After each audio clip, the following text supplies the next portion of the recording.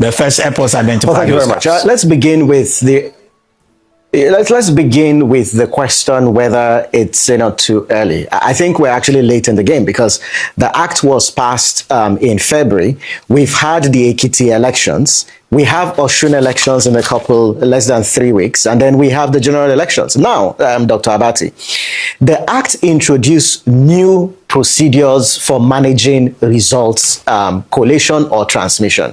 As you know, Section 60 sub 3 makes transmission of results to the IREF compulsory. Now, what has happened and what the public needs to understand is that, one, when polling is concluded on election day and the hard copy result sheets are completed, the results do not hit the IREF automatically. That there is a validation process that takes place at the back end before those results make it to the IREF. Now, this is something the public needs to know because there is a validation process that takes place. So once the polling officials take the scanned result sheets, it doesn't hit the IREF directly. At the back end, there is a validation that takes place. The second point, and what the public needs to understand, is that INEC has introduced what is called the Electronic EC8A. In other words, when the presiding officer fills the hard copy result sheets, they are expected to enter those results into an electronic version of that result sheet that it's on the BVAS. It is a new procedure that INEC has introduced. It test run this in the FCT elections. It deployed this in the Ekiti elections, and it's going to do that in the Osun elections.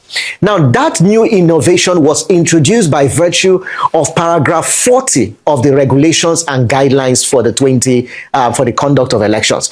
What has now happened, Dr. Abati and colleagues, is that we now have 3 different tracks for results for one particular polling unit. The first one is the hard copy result sheets. The second one is the Electronic EC8A on the BVAS. And then the third one is the scanned copy of the result sheet or the image of the result sheet that is uploaded on the IREF. The big question is what happens if there is a discrepancy between these 3 different results track? We do not know which one will be used to resolve this. And so these are the issues. The other point is, yes, on the IREF, you have the EC8As. Why don't we have the EC8Bs, which is the results collation form for the ward collation and the local government collation? Because the public needs to know to follow the journey of the results from the polling units to the ward and to the local government level. INEC in the past promised that they will publish the EC8Bs and the EC8Cs. We hope that this new commission will do that. These are some of the gaps. These are some of the issues. And what we have urged INEC to do is to issue a protocol. The public needs to understand what is the journey of results from the polling units to when declarations are made. And only when they understand that they can monitor and provide the oversight that is required to protect their votes in the Osun elections and in the 2027 elections.